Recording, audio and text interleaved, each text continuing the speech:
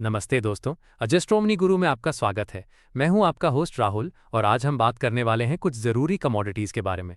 9 मई 2025 की एक महत्वपूर्ण खबर आई है जो आपके लिए जानना बहुत ज़रूरी है। केंद्र सरकार ने स्पष्ट रूप से कहा है कि हमारे देश में अनाज, दाल दलहन, चीनी और खाद्य तेल का पर्याप्त भंडार मौजूद है। जी हाँ दोस्तों, आपको घबराने की कोई ज़रूरत नहीं है।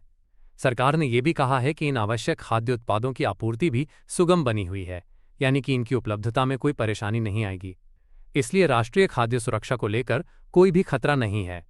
केंद्रीय खाद्य उपभोक्ता मामले एवं सार्वजनिक वितरण मंत्री ने लोगों से अपील की है कि वे किसी भी तरह की झूठी अफवाहों और भ्रामक संदेशों पर बिल्कुल भी ध्यान ना दें। उन्होंने जोर देकर कहा है कि देश में खाद्यान्न का भरपूर स्टॉक है, जो हमारी घरेलू मांग और ज़रूरत से कहीं ज़्यादा है। इसके साथ ही व्यापारियों, थोक विक्रेताओं, खुदरा कारोबारियों और व्यावसायिक फर्मों को सख्त निर्देश दिए गए हैं कि वे आवश्यक वस्तुओं के कारोबार में पूरी तरह से संलग्न रहें और कानून का पालन करने वाली एजेंसियों के साथ पूरा सहयोग करें।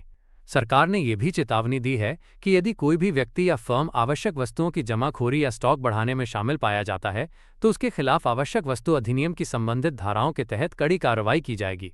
व्यापारियों को सरकार के साथ सहयोग करने की सलाह दी गई है। अब बात करते हैं कुछ आंकड़ों की।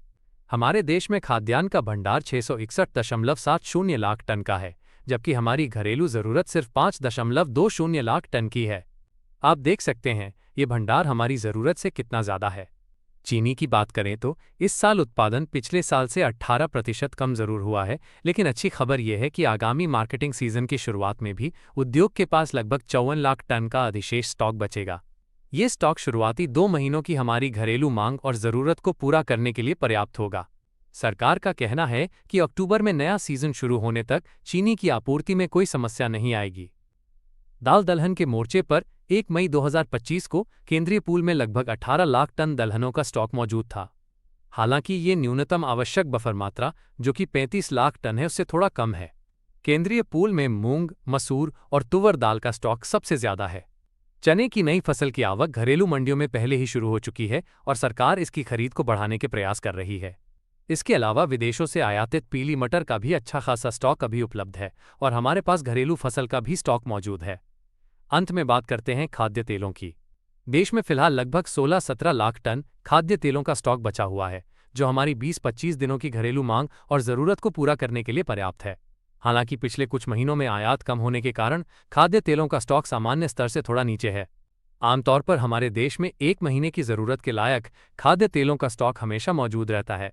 सरकार ने यह भी बताया है कि विदेशों से दाल दलहन और खाद्य तेलों का आयात नियमित रूप से जारी है। तो दोस्तों, इन सभी आंकड़ों से ये स्पष्ट संकेत मिलता है कि हमारे देश में खाद्यान्न, चीनी, दाल दलहन और खाद्य तेलों का पर्याप्त भंडार मौजूद है। इसलिए आपको किसी भी तरह की चिंता करने की कोई आवश्यकता नहीं है। उम्मीद है ये जानकारी आपके लिए उपयोगी साबित होगी। अगर आपके कोई सवाल हैं या आप किसी और कमोडिटी के बारे में जानना चाहते हैं तो हमें कमेंट सेक्शन में ज़रूर बताएं। अजस्ट्रोमनी गुरु को सब्सक्राइब करना ना भूलें ताकि आपको मिलती रहे कमोडिटीज़ की दुनिया से जुड़ी हर ताज़ा और महत्वपूर्ण खबर। धन्यवाद।